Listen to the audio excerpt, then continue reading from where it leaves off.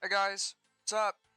So today's the big day, and we're finally gonna take down 500 TOA. And before we begin, if you've been keeping up with this series, you've seen that we've done a 300, a 350, a 425, and now we're gonna do the 500. And when we ran the 425, we didn't bring the yellow Keris. And now that we're running the 500, we're actually not gonna bring dehydration, so we will be able to bring brews into the raid. And if you want to bring your yellow Keris, right, as a last resort heal, full heal, you can always swap out one of your brews with the Keris. But I'm not going to bring one for this run. And you might be wondering, okay, so if you're not bringing dehydration, how are you going to bump this up to a 500 TOA? And what we're going to do is we're actually going to bring all Invo Akkha, a full Invo Akkha. And there's plenty of guides out there that show how to do a yellow Keris run with dehydration on. But I think this is going to be something different, and this is actually the way that I did it when I got my Fang Kit.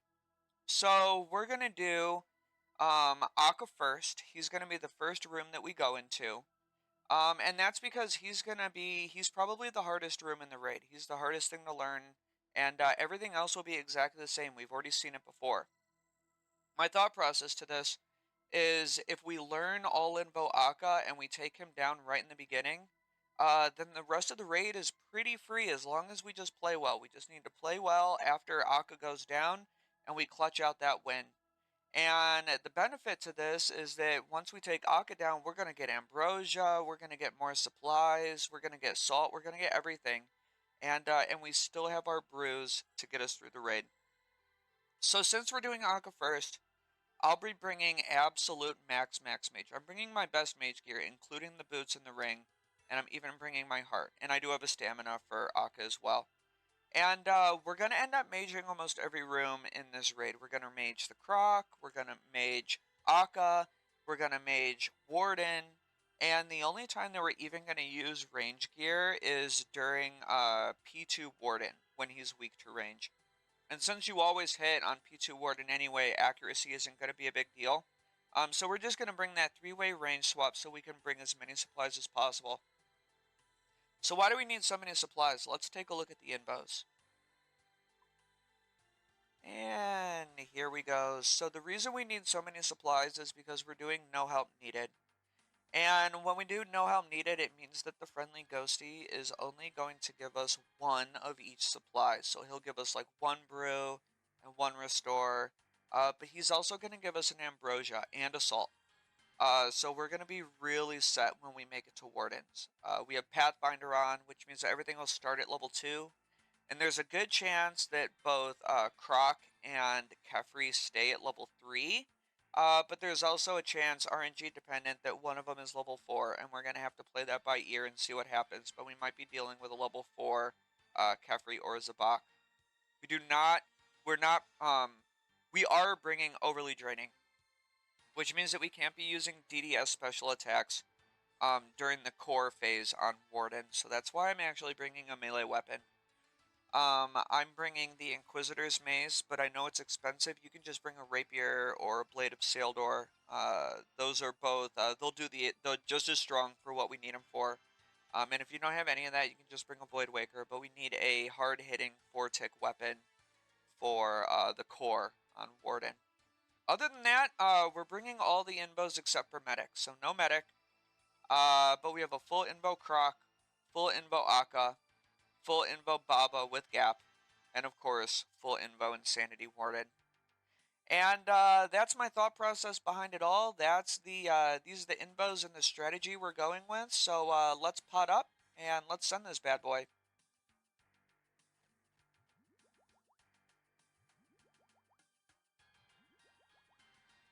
All right, so here we go. We're gonna bring 6 brews into the raid. 6 brews should be more than enough. We're probably gonna have most of them by the time we enter Wardens, but I'm thinking that the areas that we do end up using brews at is maybe on Akkha dependent, and potentially on Baba if we make a mistake setting up Red X. But let's talk about Akkha before we get there, right? So we're going to do a full Invo Akkha. And in order to do a full Invo Akkha, the most important thing about it is you're going to want to be very, very good at your butterfly. You're going to want to know how to set it up at every quadrant. You're going to want to be able to get back in cycle if for some reason you fall out of cycle. And if you know how to do a full Butterfly Akkha, it's almost the same as your lower Invo raids. The difference is now when you do the memory special attack, you're actually going to have the black orbs at the exact same time. So you will have black orbs on you during the memory special attack. And so what you have to do is as soon as he begins casting memory, you can only move 2 tiles at a time. You never want to walk only 1 tile at a time. You always want to walk 2 tiles at a time. And we're going to see that when we get there, right? So here we go. We engage the Butterfly Akkha. And if you want to know how to do Butterfly Akkha or begin learning it in the first place, I will have a video linked in the description, which is a guide on how to perform Butterfly Akkha in all 4 quadrants and how to set him back up after each of his memory special attacks. But we'll talk about it a little bit as we go along, right? So during Butterfly, when I am running, right, not when I'm attacking, but when I am running, so click, click, right there. When I'm actually performing running actions, I always hold down Shift. And that's because the memories can pop up at any time, right? The little shadows of Akkha, the 4 guys. They can pop up just seemingly, it's not random, they pop up at like 20% gaps. But you never want to accidentally click one when you're trying to move through him. So I always hold down Shift when performing running. And you can see, here we go, we got memory on. And we're going to want to run 2 tiles at a time. Okay, so 2 tiles, 2 tiles, 2 tiles, 2 tiles. Right? And that will make it so we're always avoiding the black orbs. And you have to kind of, I mean, obviously you got to click to an empty tile where there isn't currently a black orb. But you want to be running 2 tiles at a time. Otherwise, one of those black orbs, it's most likely going to spawn directly underneath your feet if you only run 1 tile at a time. So always run 2 tiles at a time during that memory phase, right? And it's going to take a little practice. We're probably going to get, my guess is about 4 memory phases per Akkha fight. So we're definitely going to have to be used to how to do our running during the memory, okay? So I suggest putting on a fairly high Invo raid, but giving yourself infinite lives and practicing a full Invo Akkha. You're definitely going to want to practice before you just jump straight into the 500 TOA. Otherwise, you know, this is by far the hardest boss of the fight with the most new stuff going on. But let's talk about what we do if we accidentally mess up. What if Akkha changes attack styles? What if he accidentally hits us or something, and we messed up our butterfly and he changes his attack styles? Is it doomed? Are we done? And that's actually what we're going to see right here. So we had a really rocky re-engage after the memory attack, and we didn't get directly into butterfly. And we see that he actually did switch attack styles. And because he's all Invo Akkha, we can't let him stand next to us, even when he has those different attack styles on. So rather than focusing on trying to switch my gear and DPS him down and, you know, maybe do efficient DPS, I'll just kite him around. It's not doomed. We still have plenty of supplies. You know, we haven't really used anything except a little extra prayer and a little extra time right there. But yeah, if he switches his attack styles, you can always just kite him around. And you see, there we go, we're back to mage, so we can just get right back into the butterfly. So nothing really happened there. We still have 109 HP. We used a little more prayer than we would have liked to use, and we just wasted a little bit of time, right? Like maybe we wasted a minute. So it's really not the end of the world, so don't panic just because he switches his attack style. Carry on and know that there are ways to get yourself back into the butterfly cycle. It's not necessarily doomed. Now, it can get a little sketchy at first, and if you really want to try to get that DPS off on him while he's in those different attack styles, that's fine too. But that adds just even more mechanics to the room, and it's already the hardest room in the raid. And our goal is we just want to beat him. If we can beat Akkha, if we can beat that full Invo Akkha, the raid becomes not free, but at that point, all we have to do is play well, right? Because there's not going to be any new surprises in the raid. So you can see right there, we actually missed a DPS check. We did not hit the DPS check, and we did get hit by the shadow. But we have to pay attention that we have 30 seconds left on our heart. So it'd be good to start brewing now so that we can get our HP back up, because we're gonna want that full HP for the very end, right? For the enrage phase, we still want full HP going into the end, and we have all these brews. So it's a good time right now to start brewing up, because we know our heart's gonna be running out in just a few seconds. I think we got about 10 seconds left on the heart. So we can get that brew up while we're running Butterfly, and then we'll just re-heart after that. So we have our 107 HP, and we're looking good to be going into the final phase of the fight, and we throw that heart on so we don't accidentally miss another DPS check, right? Because we're unsalted, so our only bonus is we need that heart to be up full time. We need the heart to be up as long as possible during the raid, or during Akkha, I should say.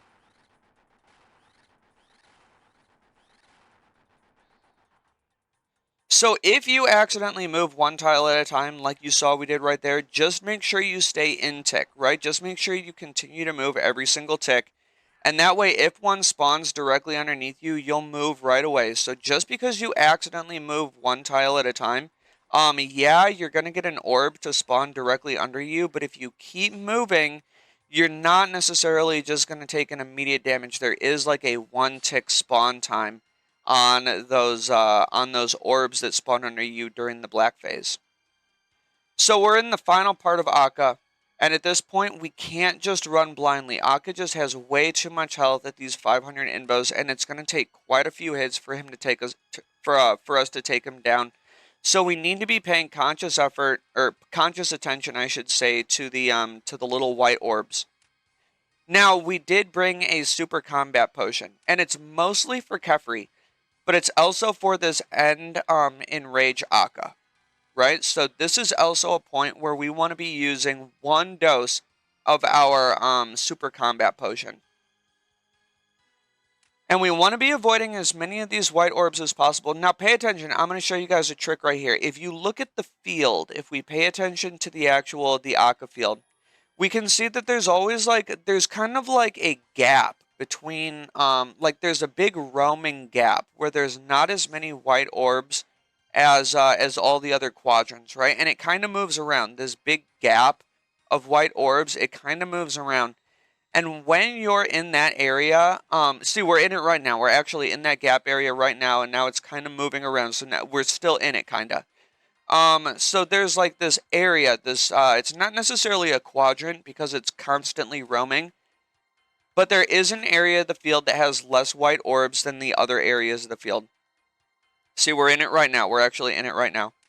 And you can focus your DPS, especially when you're in that open area of the white balls, but when you're not in that open area, you're just kind of getting bombarded. There's a lot going on. So you need to pay attention to your footwork. Your footwork is way more important than actually getting off that DPS on Akkha. But he's down, and now we just have to play well. And if we look at the top left, we have a level 3 Croc and a level 3 Kephri. So what that means is one of them could potentially be upgrading into a level 4. We know that one of them could possibly be a level 4. It's still not guaranteed. So this is the point where we have to make a decision. Which of the 2 bosses of either Zebak or Kephri, which one would we prefer to fight as level 4 if we get forced into it?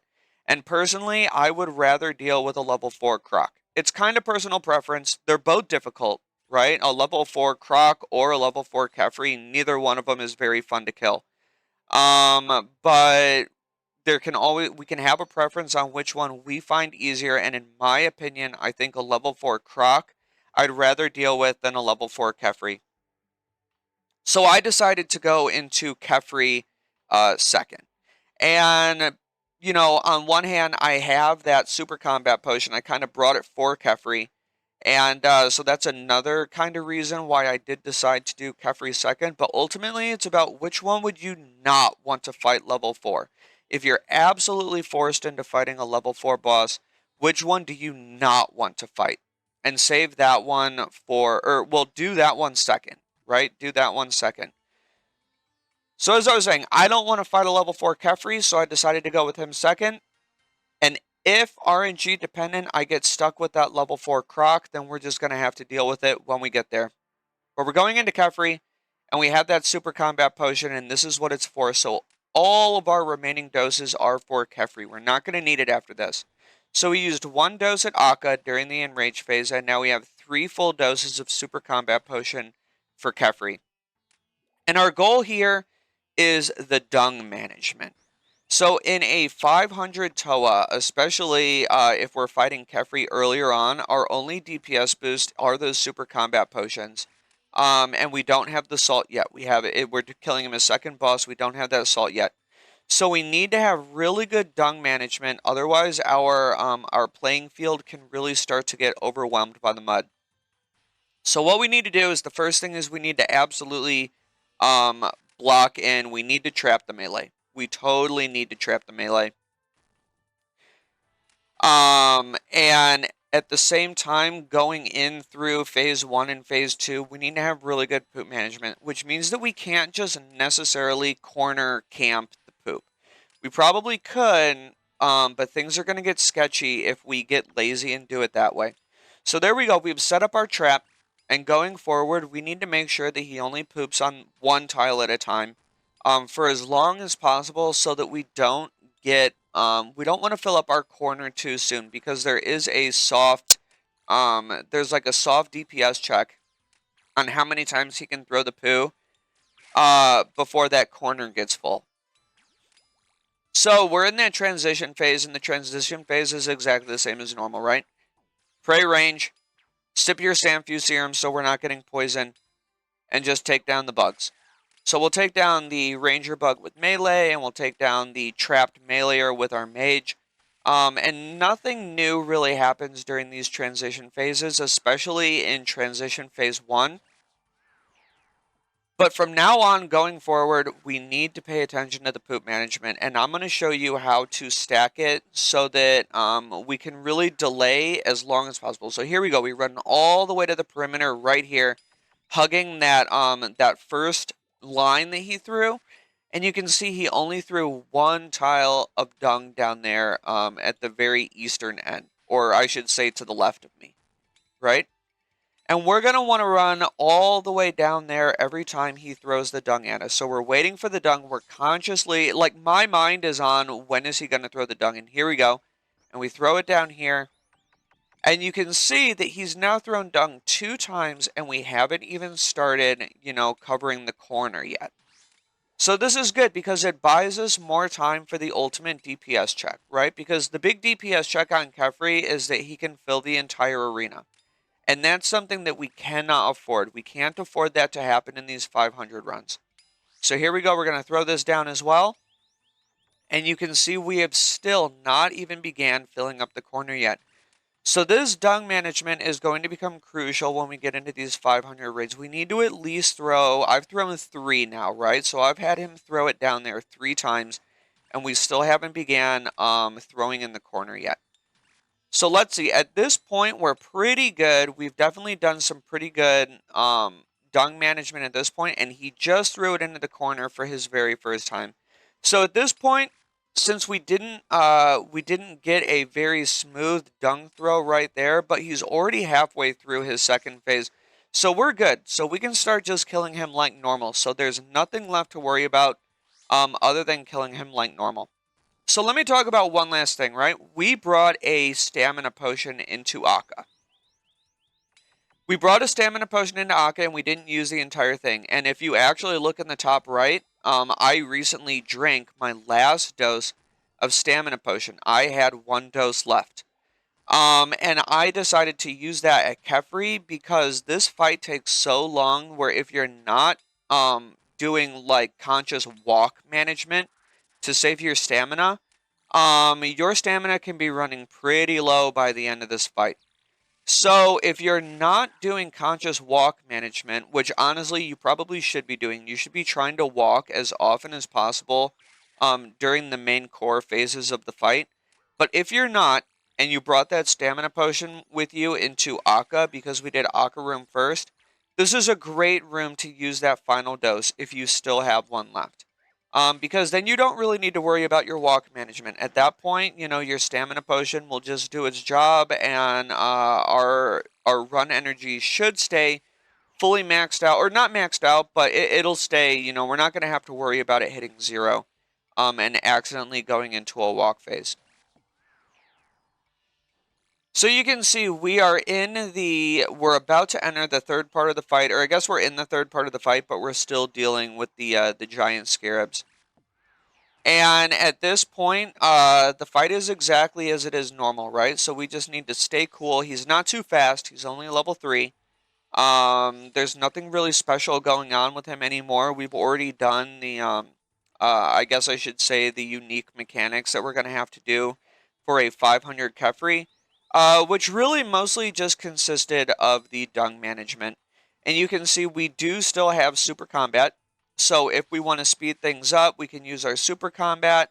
If we want to save on some prayer doses, you can see we're doing a little bit of piety flicking right now, so that will help save with some of our prayer doses, because ultimately this is, you know, I'm not saying 500 is easy at all. 500 is definitely not easy, but at the same time, it's also an endurance test.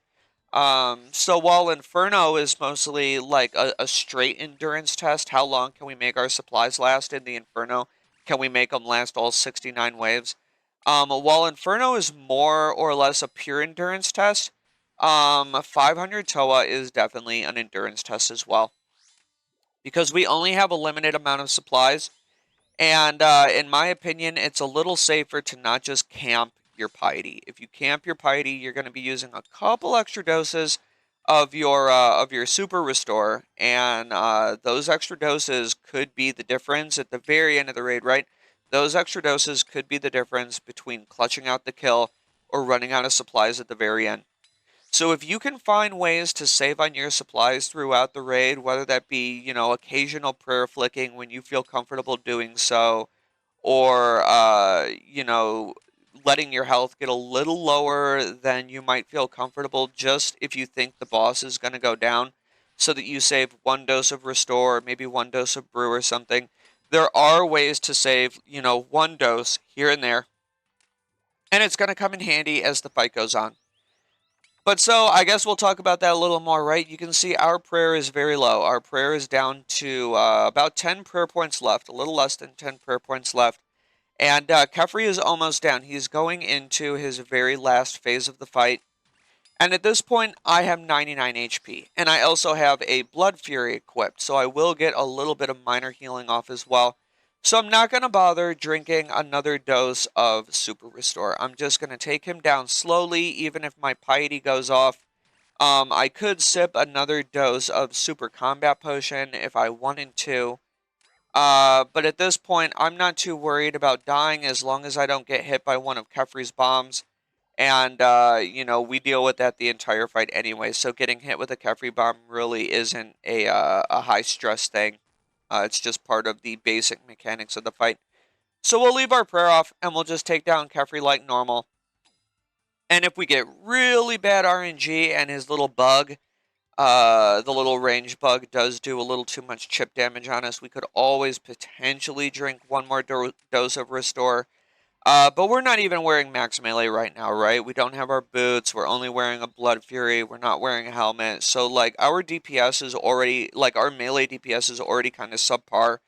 And we were able to take him down anyway. We still have 80 HP, and Kephri's all the way down to 7% health left. So we didn't even need to stress about drinking 1 more dose of Super Restore. And I think saving the doses, the potions, is going to be more important than maybe saving a couple extra seconds on the kill. But we're halfway through the raid, and we can finally talk to the Ghosty, and wow, look at all those supplies he's giving us. So we got to take Chaos, which is what we end up taking, and that gives us 1 brew. So we got 1 extra brew, which is nice because we've used a brew. So we're back up to 6 brews, and he finally gave us that salt, which is what we've been looking for. And we actually got really lucky. He didn't, the RNG gods were smiling upon us, and he didn't upgrade the Croc to level 4. So we did get really lucky there, and we got a level 3 Croc. So that was a 50-50 gamble. Croc could have gone to level 4, or Croc could have gone to, or stayed at level 3, I should say. And we got lucky, and Croc stayed at level 3. So this is actually nice for us because it takes a lot of stress off of us. Level 4 Croc is definitely doable.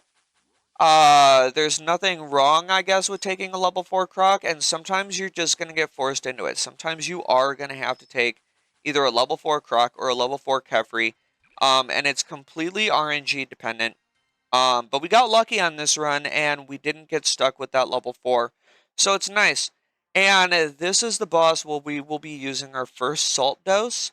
And with the setup that I'm bringing, this absolute max mage setup, we are actually going to be maging the Croc. And make sure you're on long range.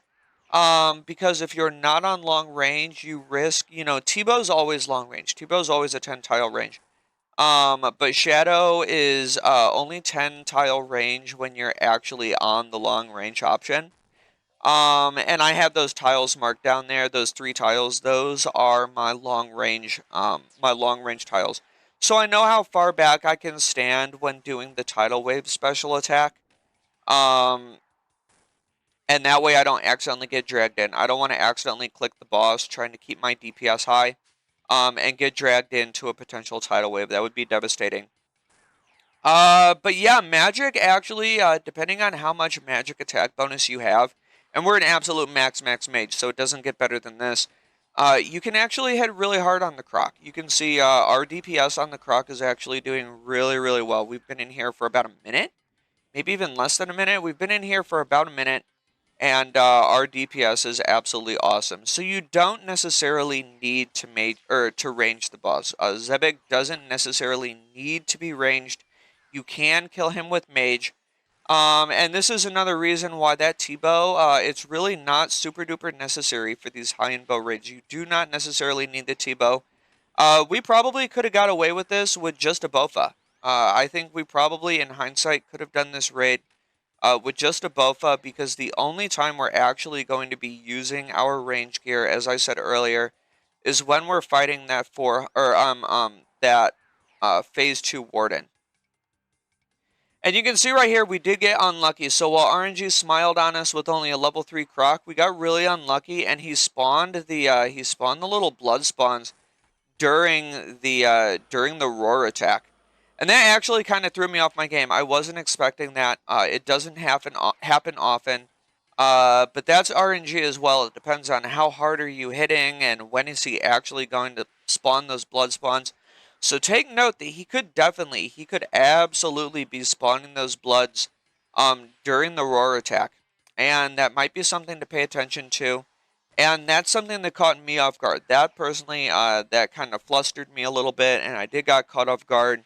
And I was so worried about, making sure I pop the jug, and also making sure that I'm avoiding those blood spawns at the same time. And I did end up taking a little bit of chip damage.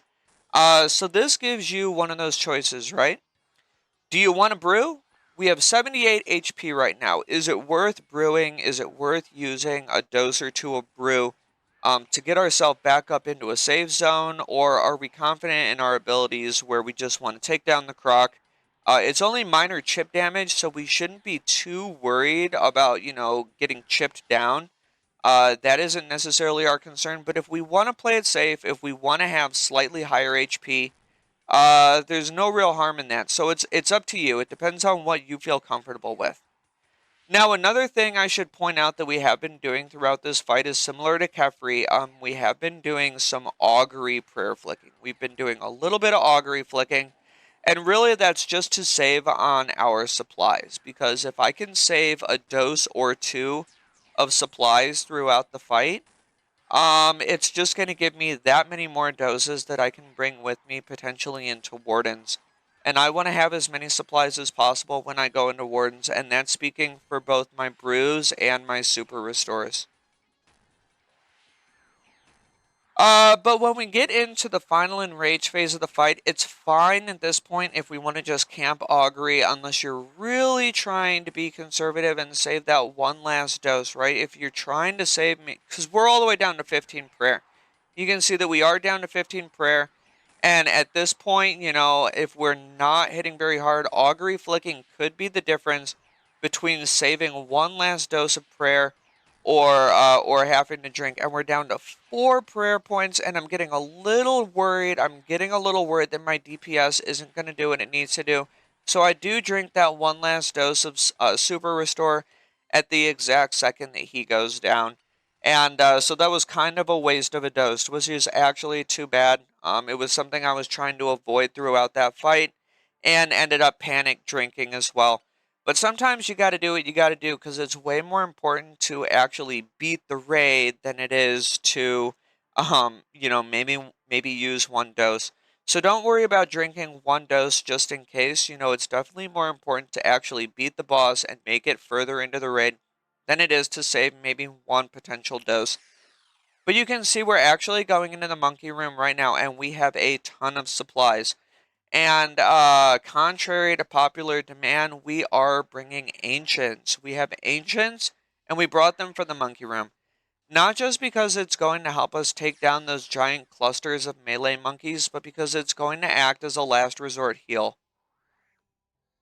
Right, so we're not getting forced into actually using our brews or using a potential Keris spec if you decided to bring the Keris. We can use the ancient magics, the blood spells, to actually just keep our HP high. And you know, it actually does, you know, when you're taking down 3 monsters at once or 4 monsters at once, it's actually pretty nice because it helps clear up that room. And let's talk about the gear that I'm wearing, right? So I put on a hybrid setup. I'm actually wearing my range top and my mage bottoms. I'm wearing my range top and my mage bottoms. And that way I can just focus on one-way weapon swaps. And even in these 500 TOAs, even in 500 TOA, that works absolutely fine. Our DPS is still really good, even in that hybrid swap. And we can just focus on doing one-way weapon swaps, which I find very convenient, and it's not very stressful to do that. But at this point, you know, we're doing that 500 TOA, and our prayer does become more and more important. The type of prayer that we're praying. So I'm praying against the majors. I'm praying against the rangers. So our pray swaps are going to be more and more crucial, just because they do more chip damage at these higher invo raids. So we still want to be prioritizing the shamans, which is what we're doing right now. And you can see that we have a big cluster of melee monkeys on us. So we're actually going to be able to use this opportunity to get a nice big burst heal.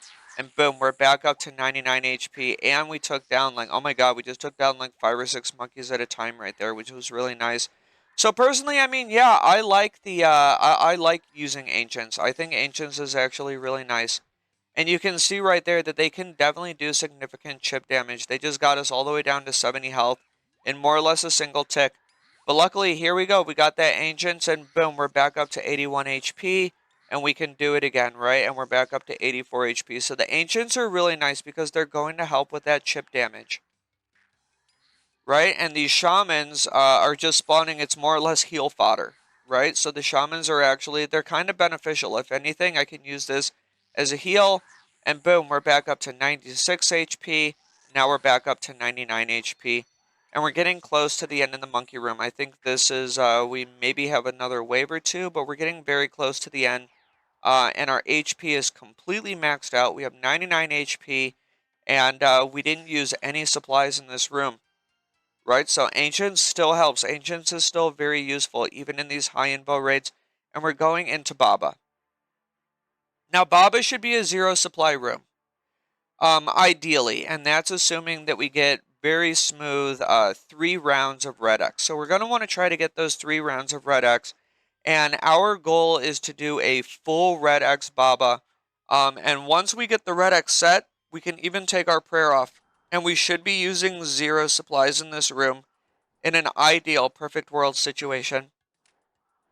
And we got that initial Baba Red X off, but we know he's going to be throwing some boulders soon, so I'm actually going to keep my prey melee on for the beginning until he throws that second boulder.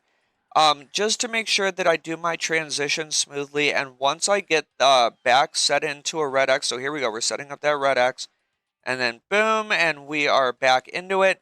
And at this point, I'm actually safe to take my melee prayer off, and I can save all my prayer potions. Because red X is set, and we're basically just going to continue on with this pattern until we get him down to 66 HP. And we have to remember we do have gap on. So because we have gap on, we need to pay conscious attention to his health. I know it's easy to zone out during Red X Baba. You know, once we get in that pattern, we're just doing the same thing over and over again. And it can be a little brain dead, and it's easy to turn your brain off and forget to watch his HP. But it's very important at these high invo raids to be watching his HP, because we don't want to just kind of space out, turn our brains off, and walk right over that gap during a transition phase, and then boom, it's an instant one-shot. So we do still need to be mindful of the gap. If he throws us into that gap, it's all over. It's all over. So let's talk about what we need to do next, because we do need to be thinking about what comes next in this fight, and that's the transition phase. So the 66 HP transition phase. And once the transition is over, we need to get back into the red X cycle.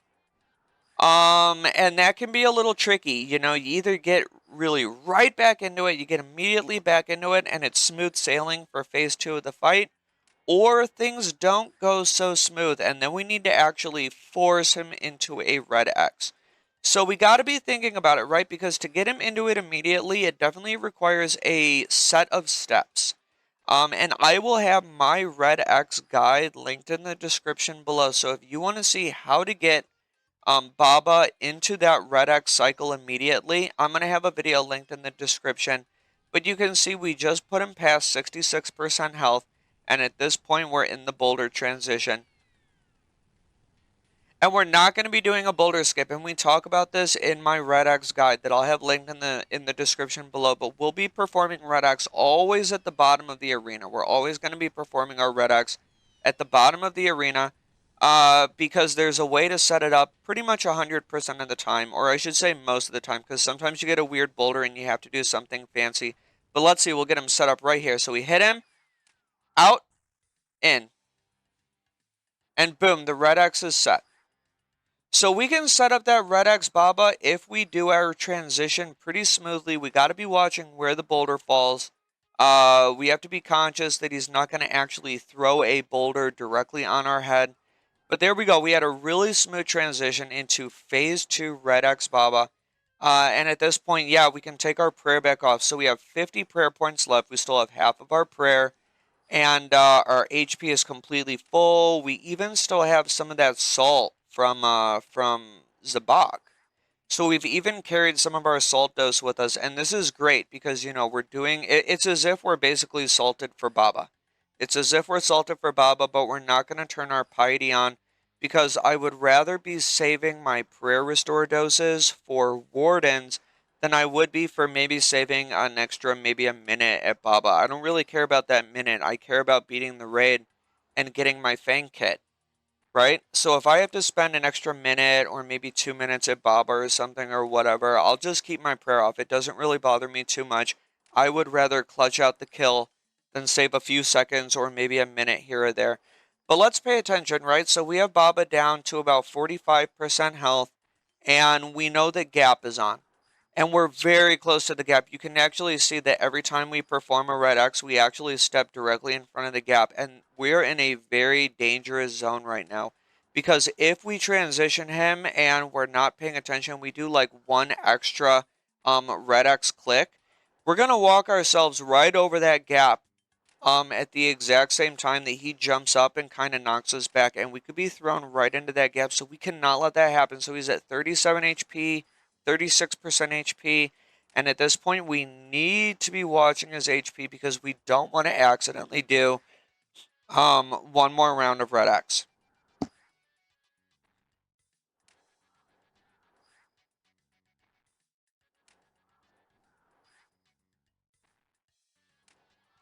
So he's at 33.3%, and he doesn't phase until he goes under 33, and there we go. He's at 31%, and I made sure that I didn't do one extra Red X.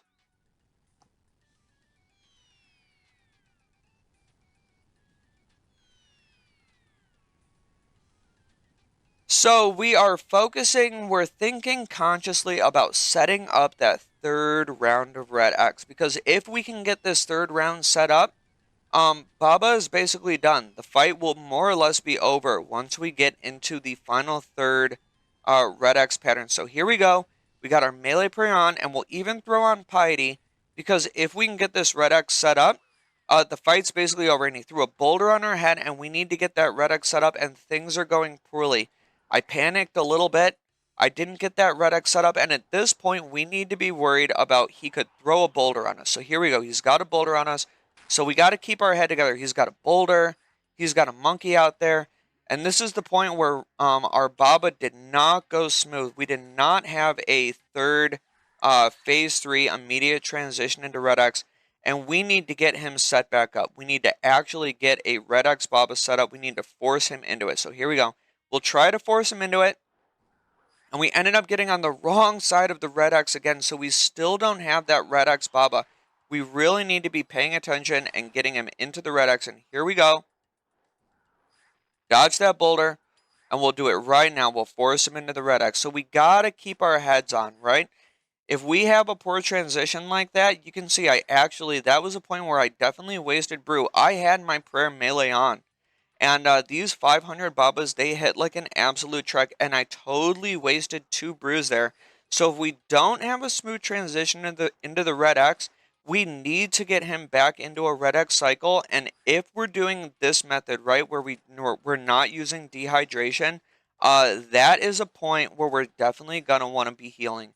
We're going to want to be using our brews. Don't get complacent. We have them for a reason. We literally brought these brews for a reason, and that's what we just saw right there, where we didn't get him into an immediate Red X. These are one of the examples where these brews come in absolutely clutch, because we were able to use our brews, keep our HP high. We might panic when we don't get him into an immediate Red X, but there's really no need to, because we have those supplies, and we brought them for a reason. We didn't bring 6 brews into the raid to use them all at Wardens. We brought them into the raid to use them when mistakes happen, and so those mistakes aren't just absolutely devastating, or run enders, or, just, it could be the end of the run if we absolutely have no other healing method other than the Yellow Keris. But yeah, we had those brews, we ended up using them, and we're still entering the final room of the raid, which is going to be Wardens, and we have 3 brews with us, plus we're going to get life. So we're actually about to get a 4th brew. We're going to get a 4th brew and an ambrosia. But there we go. Baba is down. And we're going to our very final supply ghosty, and he's going to give us brew. He's going to give us ambrosia. He's going to give us super restore. He's going to give us all kinds of goodies. Look at all these goodies that we're getting. So this will be perfect. And you can see we're actually going to organize our inventory once we enter this final room of the raid. And you're going to see that we have a ton, an absolute metric ton of supplies going into Wardens. And this is perfect. This is great.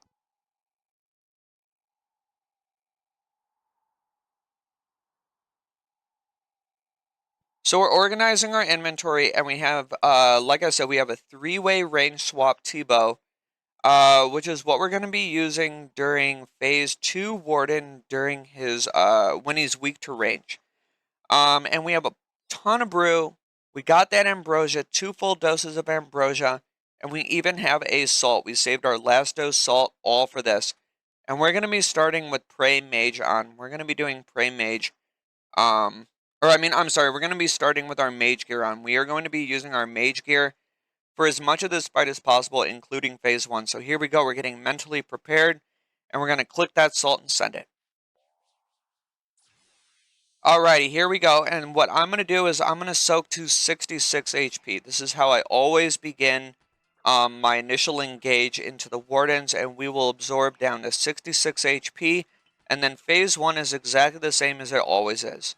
So there we go, we're 66 HP, And our goal right now is to just hope that RNG is nice to us and we can hit big and take down this pillar as fast as possible. But let's see, we have brew.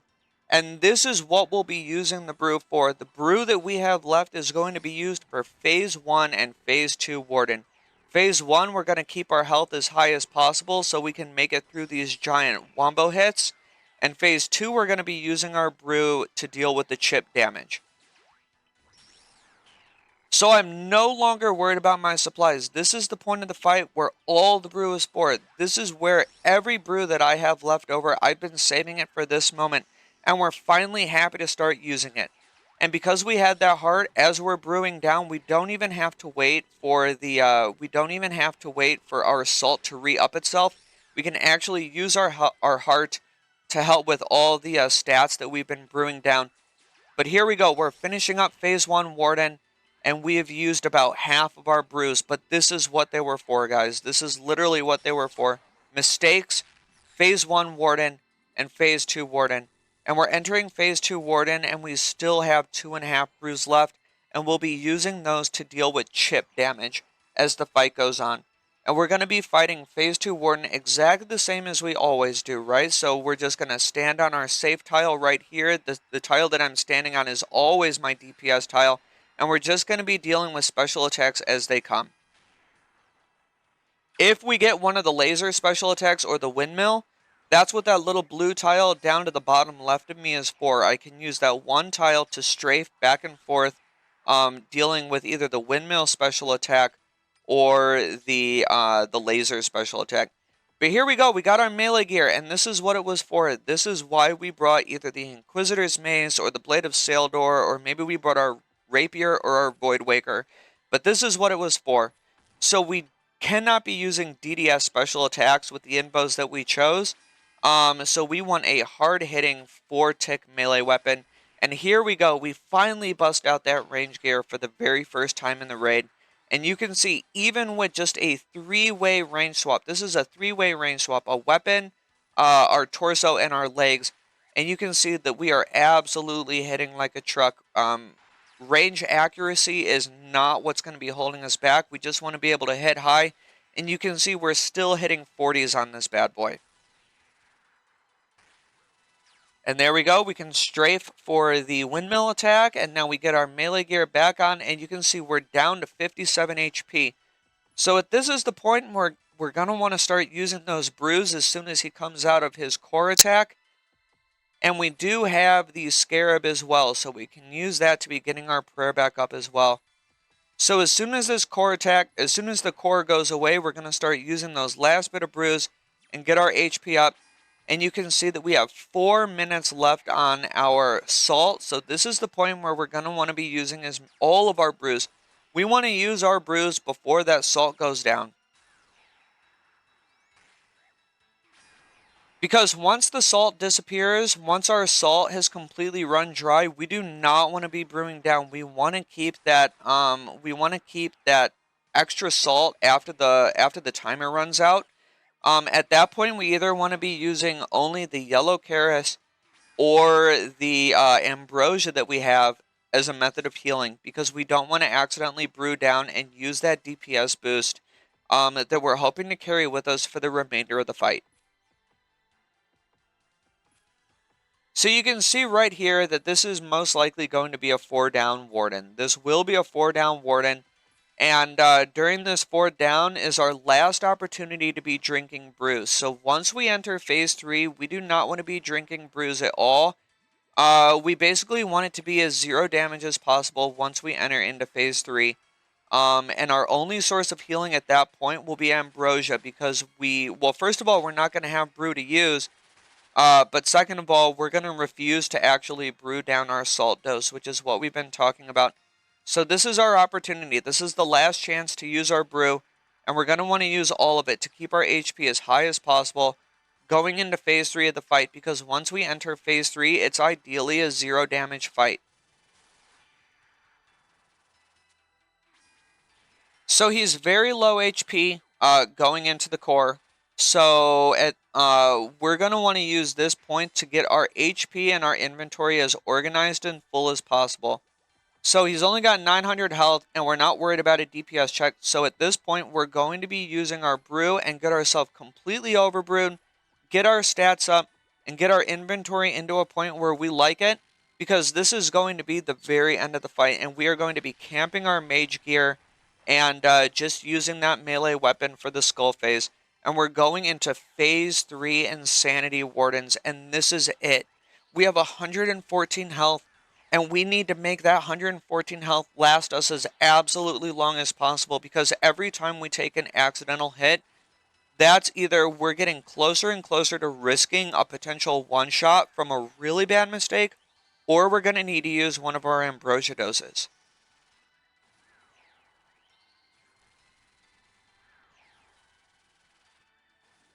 So I'm assuming we've all done Insanity multiple times at this point, and we know how the skulls work and how Insanity works. So I'm not going to spend too much time talking about that, but rather I'm going to talk about our supply management.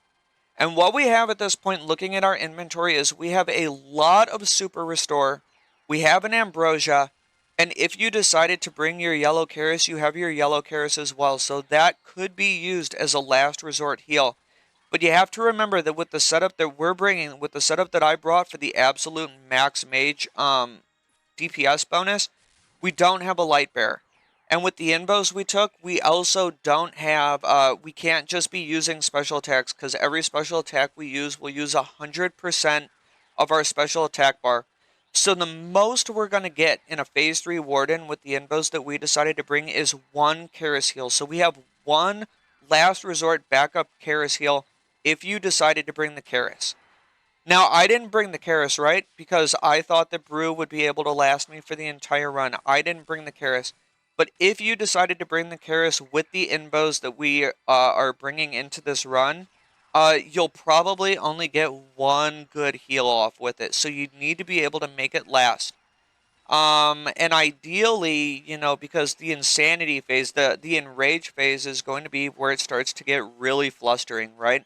And you're not going to necessarily want to switch into your Keris, do that special attack heal, then switch back into your shadow all the time while moving and while prayer flicking. So if you're going to use your yellow Keris special attack and you also have an ambrosia, it's probably better to use that Keris before he goes into the enrage phase. Simply because that one-click ambrosia, it's just going to be easier. It's going to be easier once we actually make it into the enrage phase. But let's talk about what's actually going on here, because we don't even have a yellow Keris to begin with. We only have the ambrosia, and we want to make it last as absolutely long as possible, which means that playing well up until the enrage phase is going to be very, very crucial for us. Because if we take damage, we're going to be risking losing one of our 2 ambrosia doses, and I want to save that ambrosia for the very end of the fight, especially because in a 500, even in max mage, even with salt on, we are going to be making it to the very final tile. We are going to be fighting last row Warden, and we're going to have to know how to fight on a single row during the enrage phase, and we're going to talk about it when we get there. But that's the point where ambrosia is like, you know, if a mistake happens, if it's very easy for a mistake to happen, it's going to happen on that very last tile. So we're approaching the enrage phase and we're getting ourselves mentally prepared. So what I did right there is I clicked my scarab so that I always had a prayer restore happening passively in the background. And that way, if enrage takes too long, I'm not going to have to worry about my prayer potentially running out because I had that scarab dose active. And here we go, boys. We're in the final wave of the fight. We're in the enrage phase, and at this point, we want to do as much DPS as possible while constantly keep moving. We already know how to deal with an enrage insanity warden, but it becomes crucial at this point. We need to get as much DPS as possible. Because we don't want to get stuck on that final row if we really don't need to. Now we're gonna end up being in that final row, but we want to be there for as short as possible, because that's by far the hardest part of the fight, is being stuck on this final row. And here we go, we're entering it right now. We're down to only 3 rows left. and we want to be moving constantly. We want to be moving basically between every single tick. And here we go. We're into the final row. And what we need to do at this point is we can stand on the shadows once they've expired. So right there, right? We stood on a shadow as it was expiring. But sadly, we walked into a tile as the boulder was falling on it. And now's the time to brew our ambrosia. And here we go. We'll step right now and we can step onto those overshadowed tiles as they're expiring. And the Warden is down. We beat the 500 TOA, guys. And we did it with a whole ambrosia dose to spare. We still have an ambrosia dose. If we were using our Yellow Keris, we still had plenty of prayer restore potions to be able to be making use of that Yellow Keris. And we beat it. We're finally getting our Fang Kit. And I'm actually, as we enter this rewards room, I'm actually going to go back into my live commentary because we got a surprise and I got something that I want to say in my live commentary. So here we go, boys. Have fun.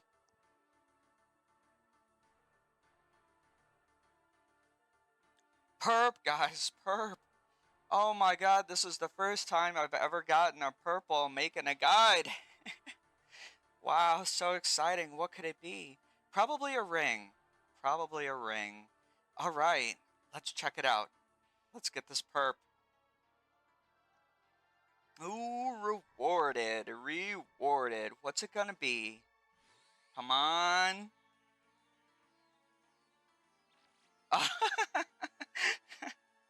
Of course. Yeah, I called it. I shouldn't have said anything at all. Man, come on. Oh, well. That's sweet. Oh, I actually got the Baba one with that. So, that's great. Got a clue, got a perp, got a collection log, and the Fang Kit. There we go. So, cool, guys. I hope you had fun. I hope you enjoyed this. I hope you learned that, you know, there are other ways to beat this thing. You don't necessarily need the Keris. There might have been a few points where the Keris would have come in handy. Especially, I think I noticed, if I didn't have all those brews, Wardens might have been a little nicer if I did have that Keris, especially because I had plenty of restores left to use a Keris spec. We didn't use any special attacks during Wardens. But yeah, I hope you had fun. Hope you enjoyed this. And I'll see you guys in the next one. Peace out.